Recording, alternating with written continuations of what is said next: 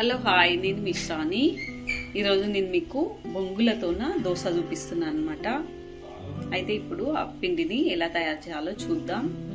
ఇక్కడ నేను బొంగులు తీసుకున్న జీలకర్ర, మైదా పిండి అండ్ బియ్యం పిండి, ఉప్పు అన్నమాట. ఇక్కడ పెరుగు, వీటన్నింటిని జార్లో వేసుకొని ఇప్పుడు కొంచెం వాటర్ యాడ్ చేసుకొని దోశ పిండిలాగా చేసుకుందాం. నేనైతే జార్లో పెరుగు కూడా వేసుకున్నా, వాటర్ యాడ్ చేసుకొని ఇప్పుడు ఇది పిండిని రెడీ చేసుకుందాం. ఓకే, పిండి అయితే రెడీ అయిపోయింది. ఇప్పుడు పెంకు పెట్టుకొని దోశ వేసుకుందాం. ఇప్పుడు పెంకు మీద దోశని వేసుకొని తిప్పుకుందాం. అంటే మనకు సైజుని బట్టి వేసుకోవచ్చు, చిన్నగా అంటే చిన్నగా, పెద్దగా అంటే పెద్దగా.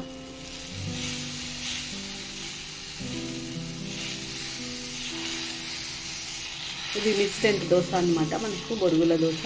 బొంగులు తప్పకుండా మన ఇంట్లో ఉంటాయి కాబట్టి ఉగ్రాన్ని తినని వాళ్ళ కోసం ఇది చేసుకోవచ్చు.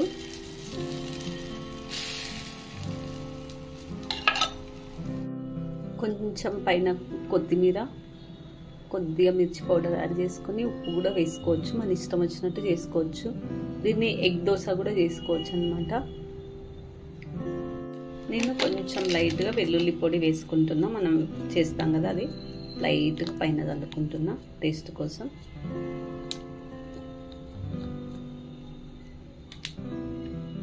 ఓకే, చుట్టూ నెయ్యిని వేసుకుంటున్నా, నేను నెయ్యితో వేసుకుంటున్నా.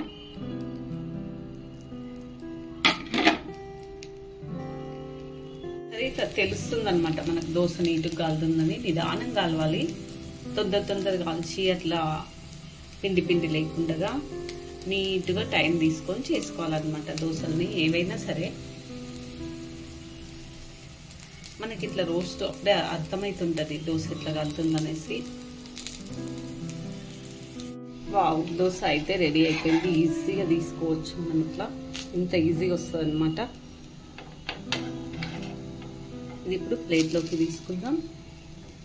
వావ్, చూడండి ఎంత నీట్గా కాలింది అసలు దోశ. ఒక పేపర్ లాగా వస్తుంది అనమాట. షైనింగ్ కూడా ఒకసారి చూడండి మీరు కూడా. Okay, done. ఇప్పుడు మనము ప్లేట్లోకి తీసుకుందాం.